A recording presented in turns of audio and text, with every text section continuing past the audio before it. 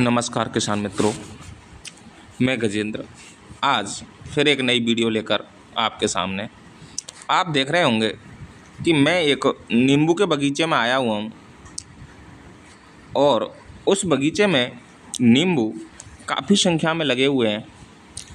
हमने देखा कि जो किसान हैं वो अपने बगीचे को बहुत अच्छी तरह से मेंटेन कर रहे हैं और इनका जो नींबू का आकार है फ़िलहाल छोटा है, लेकिन आने वाले 20 से 25 दिनों में इनके नींबू का जो आकार है वो अच्छा हो जाएगा और लगभग तोड़ाई योग्य हो जाएगा। इस समय अगर नींबू की बात की जाए तो मंडियों में बहुत अच्छे रेट हैं।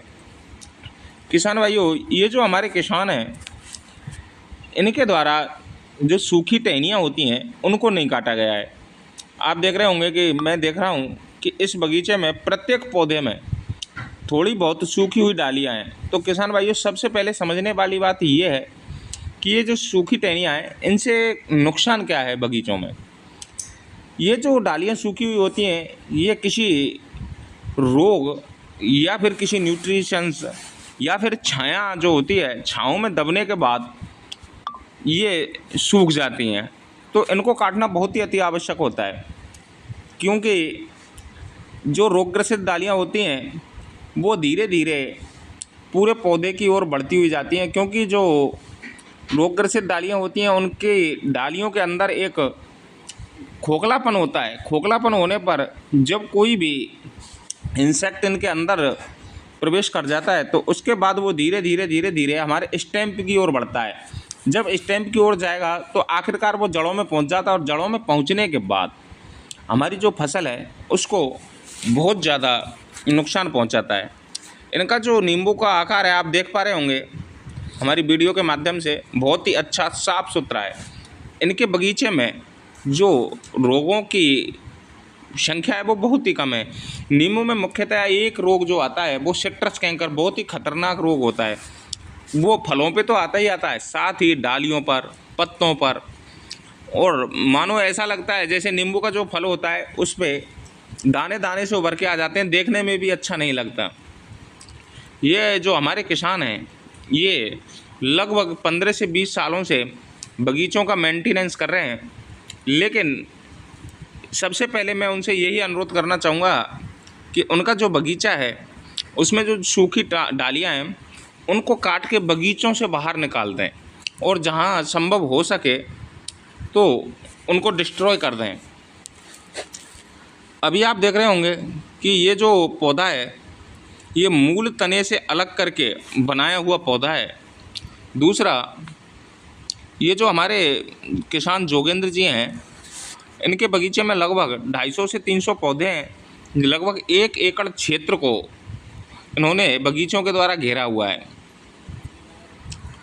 इनके जो पौधों की हाइट है लगभग 8 से 10 फीट है। तो किसान भाइयों, सबसे पहले ये ध्यान रखें कि जब हमारा फल तोड़ने योग्य हो जाए तो उस समय बगीचों में पानी चला दें, क्योंकि जब ये फल तोड़ा जाता है तो ऊपर से नीचे की ओर गिरता है तो किसी प्रकार की कोई हानि ना हो। दूसरा, इस समय जो महीना चल रहा है मई के माह में पौधों की गुड़ाई कर दें और पानी का विशेष ध्यान रखें, क्योंकि इस समय अगर किसान पौधों की गुड़ाई करके और पौधों के न्यूट्रिशंस, गोबर की खाद अगर समय समय पर देता है तो उनके जो फल हैं बहुत ही जल्दी तैयार हो जाएंगे। और सिट्रस कैंकर से बचने के लिए किसान भाइयों, बोर्डेक्स जो पाउडर आता है उसका स्प्रे 3 स्प्रे लगातार 15-15 दिन के अंतराल पर कर देनी चाहिए। और भाइयों, इनका जो बगीचे आप देख रहे होंगे इनमें खरपतवार तो बहुत ही कम है, लेकिन इनकी निराई गुड़ाई नहीं करने से जो ज़मीन है बहुत ज़्यादा सख्त हो चुकी है। तो इनको सबसे पहले निराई गुड़ाई करनी है, साथ ही न्यूट्रिशंस देने हैं। उसके बाद पानी का विशेष ध्यान रखना है, क्योंकि गर्मी का मौसम है। इस समय अगर किसान पानी नहीं देगा तो हो सकता है कि उनकी जो फसल है वो जल्दी से तैयार ना हो और फल झड़ने की समस्या आ सकती है। क्योंकि अगर किसान पानी नहीं देगा तो जो फल है जिस डंठल के ज़रिए जुड़ा हुआ है पौधे से वो पानी की कमी से कमज़ोर हो जाता है। और इनके बगीचे में बहुत सारे पके हुए नींबू, पौधे से डायरेक्ट पके हुए नींबू पड़े हुए थे। और आप देख रहे होंगे कि इनकी जो नींबू की क्वालिटी है वो काफ़ी अच्छी है, आकार भी अच्छा है, रंग भी अच्छा है। तो भाइयों, ये जो नींबू का बगीचा है ये बसेड़ी क्षेत्र में लगा हुआ है। और बसेड़ी क्षेत्र के अंतर्गत बहुत सारे ऐसे बगीचे हैं जो किसानों ने लगाए हुए हैं। बसेड़ी क्षेत्र में मुख्यतः आम और नींबू की फसल ही ली जाती है। मैंने एक वीडियो अरबी की भी डाली थी, वो भी बसेड़ी क्षेत्र की ही थी। और ये जो नींबू हैं ये लगभग 1 महीने में तैयार होकर मार्केट में उपलब्ध हो जाएंगे। किसान भाइयों, अब हम आपको बताते हैं कि गर्मियों में नींबू के पौधे से नींबू लेने के क्या क्या तरीके हो सकते हैं। सबसे अच्छा तरीका होता है कि जब सितंबर और अक्टूबर माह चल रहा होता है तो उस समय पौधे को स्ट्रेस में लाना बहुत ही अति आवश्यक होता है। तो पौधे को किस तरह से स्ट्रेस में लाया जाए, तो उस बात में आज हम चर्चा करेंगे। तो भाइयों, पौधे को स्ट्रेस में लाने के लिए किसान भाई सितंबर अक्टूबर माह में अपने बगीचों में बिल्कुल पानी ना दें।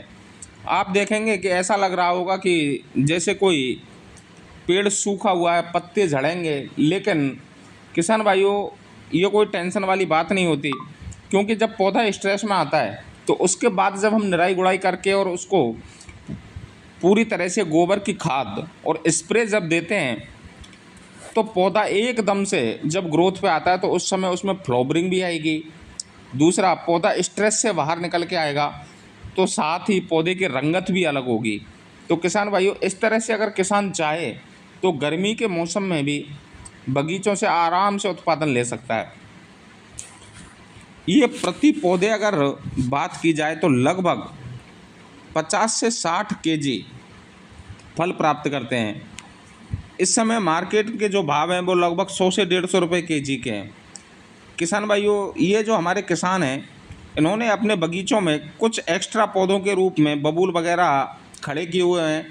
तो किसान भाइयों, इस तरह के जो पौधे अपने बगीचे में उग जाएं तो उनको समय रहते ही निकाल देना चाहिए। क्योंकि हमारे जो बगीचा है, चाहे नींबू का हो, चाहे आम का हो, किसी भी चीज़ का अगर बगीचा हो तो उसको बचाए रखने के लिए जो खरपतवार होते हैं उनको समय से निकाल देना चाहिए। जो पौधा है इसको हमने इसकी ही एक शाखा को लेकर मिट्टी में दबाया और मिट्टी में दबाने के बाद ये जो हमने क्रिया की थी ये बरसात के मौसम में की।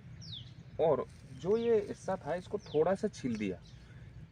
जब तकरीबन 1.5 से 2 महीने हो गए तो उसके पश्चात इसने रूट डेवलप हो गए। रूट डेवलप होने के बाद हमने मेन जो पेड़ था उससे इसको अटैच था वो हटा दिया। हटाने के पश्चात हमने देखा कि ये पौधा जो है ये स्वतः ही ग्रो करने लग गया है। इसके ये स्वयं ही अपना न्यूट्रिशंस बनाना चालू कर दिया था। तो ये एक नया पौधा ग्रो हो चुका है।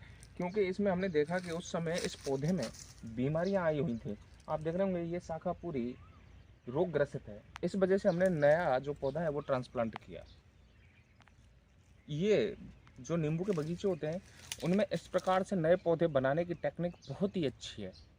किसान भाइयों, ये जो क्रिया है ये बरसात के मौसम में ही की जानी चाहिए। किसान भाइयों, इसी तरह की इन्फॉर्मेटिव वीडियो देखने के लिए हमारे YouTube चैनल कान्हा फार्मिंग को सब्सक्राइब करें, बेल आइकन दबाना ना भूलें। धन्यवाद।